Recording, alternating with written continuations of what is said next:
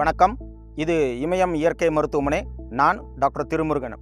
போன வீடியோவில் நாம் வெயிட் லாஸ்க்காக உடற்பயிற்சி பண்ணால் எந்த மாதிரி உங்களுக்கு எடை குறைப்பை செய்யலாங்கிறத பற்றி பார்த்தோம்.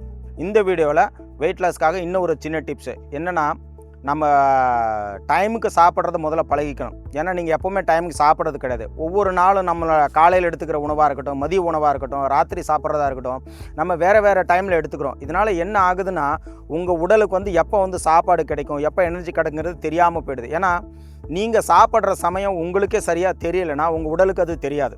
அப்போ உடலுக்கு தெரியலைன்னா உள்ளே மெட்டபாலிசம் ப்ராப்பராக நடக்காது. இம்ப்ராப்பர் மெட்டபாலிசம்னு சொல்லுவோம். ஸோ அதனால் என்ன செய்யணும்னா, காலையில் நான் டெய்லி 8 மணிக்கு நான் பிரேக்ஃபாஸ்ட் எடுத்துக்கிறேன் அப்படின்னா டெய்லி 8 மணிக்கு எடுத்துக்கோங்க.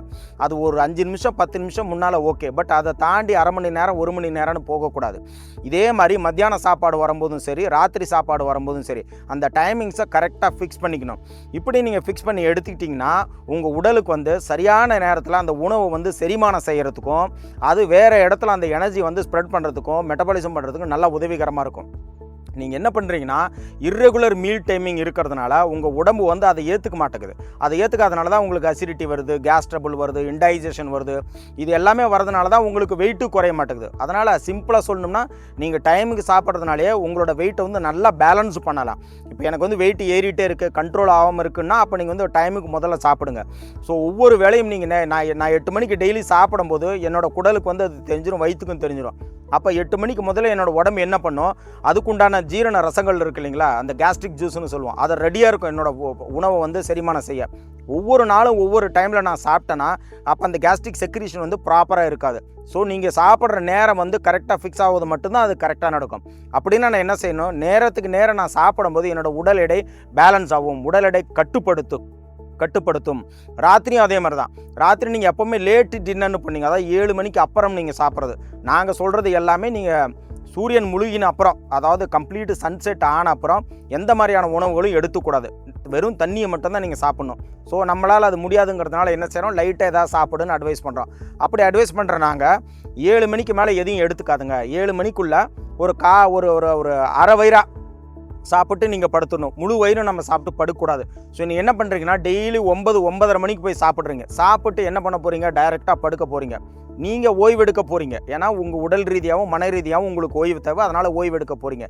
நீங்கள் ஓய்வெடுக்க போகும்போது உங்களோட வயிற்றுக்கு ஏன் வேலை வைக்கிறீங்க?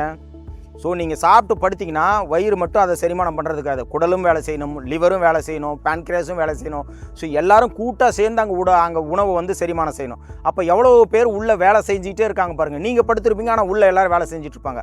இது என்னன்னா, உடல் ரீதியாக நான் ஓய்வு எடுக்கிறது கிடையாது. ஸோ அப்போ என்ன பண்ணுறதுன்னா, உள்ளே ஏதோ ஒரு வேலை நடந்துகிட்டே இருக்கும்போது என்னால் ஒரு ஆழ்ந்த உறக்கத்தையோ என்னால் அடைய முடியாது.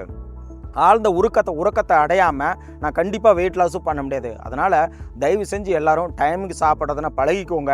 ஒரு நாளைக்கு 5 நிமிஷம் 10 நிமிஷம் தள்ளி போகலாம். அதை தாண்டி எந்த ஒரு காரணத்துக்கும் போகக்கூடாது. சின்ன விஷயந்தான், ஆனால் பெரிய மாற்றங்களை இது உண்டாக்கும். இன்னும் அடுத்த வீடியோவில் வேறு ஒரு டிப்ஸோடு உங்களை எல்லாரையும் நான் சந்திக்கிறேன். இப்போ இந்த 2 விஷயங்களையும் போன வீடியோவில் சொன்ன விஷயங்களையும் இந்த விஷயங்களையும் கண்டிப்பாக ஃபாலோ பண்ணுங்கள். இது மட்டும் இல்லாமல் இங்கே இமயம் நேச்சுரோபதி ஹாஸ்பிட்டலில் இந்த மாதிரி வெயிட் லாஸ் ப்ரோக்ராம்னு சொல்லிட்டு ஒரு 10 days 1 weekனு ப்ரோக்ராம்ஸ் இருக்குது. அதில் நீங்கள் ஜாயின் பண்ணிக்கலாம். பண்ணிக்கிட்டு இங்கே ஸ்டே பண்ணி உணவு வழிமுறைகளை நீங்கள் ஃபாலோ பண்ணலாம். ட்ரீட்மெண்ட்டை நீங்கள் இங்கே எடுத்துக்கலாம். ஸோ இது எல்லாமே உங்களுக்கு நல்ல உதவிகரமாக இருக்கும். அதனால் எங்களோட பேஜை ஃபாலோ பண்ணுங்கள், லைக் பண்ணுங்கள். இதில் இருக்க கான்டாக்ட்டும் நீங்கள் கால் பண்ணலாம். நன்றி.